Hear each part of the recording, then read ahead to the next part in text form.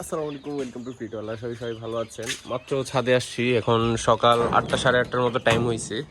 ছাদে সব কিছু কভার করা আছে, যে খরগোশগুলো বের হয়ে গেছে। এইখানে সব কিছু কভার করা ছিল, রাতে আমরা এরকম লাইট জ্বালাই রাখি। এখানে পুরো খাঁচাটাতে নিচতলা একটা, উপরে একটা লাইট জ্বালানো আছে, উপরে ওই পাশে আছে। সামনের সাইডটা চটের বস্তা দিয়ে ভালো করে কভার করা থাকে যাতে ঠান্ডা না লাগে। এখানে সেরেমাগুলো আছে, আর খরগোশগুলো আজকে চলে যাবে। খরগোশগুলো আজকে সেল করে দিছি, এগুলা আজকের ভিতরেই, আজকে কিছুক্ষণ পরে নিয়ে চলে যাব। আর আমাদের ফ্যান্সি মুরগির বাচ্চাগুলো গতকালকে ভ্যাকসিন করাইছি। এই যে বাচ্চা সবগুলাই জায়গায় আছে, কিং কোয়েল, ফ্যান্সির বাচ্চা সব কিছু ওই জায়গায় আছে। এখানে মোটামুটি টেম্পারেচারও খুব ভালোই আছে, 30-এর মতোই আছে। আর এই পাশে আছে আমাদের ব্রাহ্মার বাচ্চাগুলা, এই যে সবগুলো এই জায়গায় আছে। আর এইখানে আছে কোয়েল পাখিগুলা।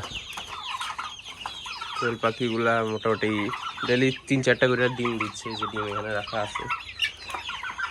আর বাকি উপরের গুলার কি অবস্থা দেখি, এই যে উপরের গুলো ঠিকঠাক মতো আছে সবগুলা।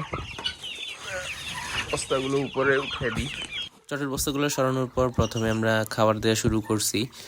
প্রথমে কোয়েল পাখিগুলোর খাবার দিলাম, ওইগুলো ওইরকম ডিস্টার্ব করে না খাবার দেওয়ার সময়, এই জন্য এগুলো খাবার দিতে ওইরকম ঝামেলাও হয় না। সকালবেলা যে খাবারটা দিছি এটা দিয়ে মোটামুটি ওদের সারাদিন চলে যায়, আর খাবার দেওয়া লাগে না, যেহেতু এখানে অল্প কয়েকটা পাখি আছে, মাত্র 9-10টার মতো। কোয়েলের খাবার দেওয়ার পর আমরা এবার ব্রাহ্মার কাদাকনাথ মুরগিগুলোর খাবার দিচ্ছি। এগুলো প্রচুর জ্বালায়, খাবার দেওয়ার সময় লাফালাফি শুরু করে প্রচুর।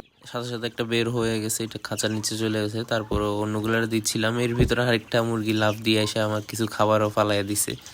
এইগুলো যখন থেকে খাঁচায় শিফট করছি প্রচুর শয়তানি বাইরে গেছে এগুলা। তারপর ওই যে যেগুলো খাবার বেড়ে গেছে ওগুলো খরগোশগুলো খেয়ে ফেলবে। সো খাবার দিয়ে দিলাম, এরপর আস্তে আস্তে সবগুলো খাওয়া শুরু করছে। সাদা বাটিগুলোতে পানি দেই, পানি আগে প্রথমে খাবার দিয়ে দিচ্ছি সবগুলারে। এখানে কাদাকনাথ আমার যে নিজের জন্য রাখছি ওইগুলোও আছে, আর ফ্যান্সি মুরগির বাচ্চাগুলোও আছে কিছু।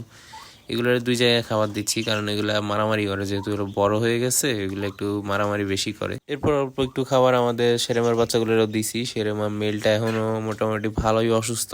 অসুস্থ হওয়ার পর দিন বাচ্চাটা হালকা রিকভার করছিল, তবে এখন আবার উইক হয়ে গেছে, ও একটু একটু ল্যাংড়াও চলতেছে।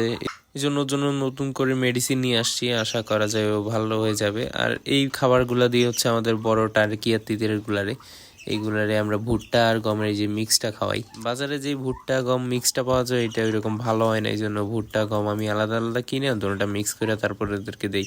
তিতিরগুলো কাছে আসে না, এগুলো প্রচুর ভয় পায়, তবে টার্কিগুলো প্রচুর জ্বালায়। খাবার দেওয়ার সময় প্রায় সময় ওরা খাবার ফালায় দেয়। তিতিরগুলো একটু দূরে দূরেই থাকে, তবে টার্কিগুলা প্রচুর অ্যাক্টিভ, এগুলা খাবার দিলে সামনে চলে আসে, দরজা খোলা পাইলে বাইরে চলে আসে। আর তিতিরগুলো মোটামুটি উঠতেও পারে, তারপর ওরা ওই রকম বের হয় না খাঁচা থেকে, খাঁচার উপরে উঠা বসে থাকে, তবে বাইরে আসার সাহস হয় না ওদের। সবগুলোরে মোটামুটি খাবার দেওয়া শেষ হয়ে গেছে। আমাদের ফ্যান্সি বাচ্চাগুলোরেও হালকা খাবার দিতে হবে, কারণ সকালে ওদের খাবার শেষ হয়ে গেছে।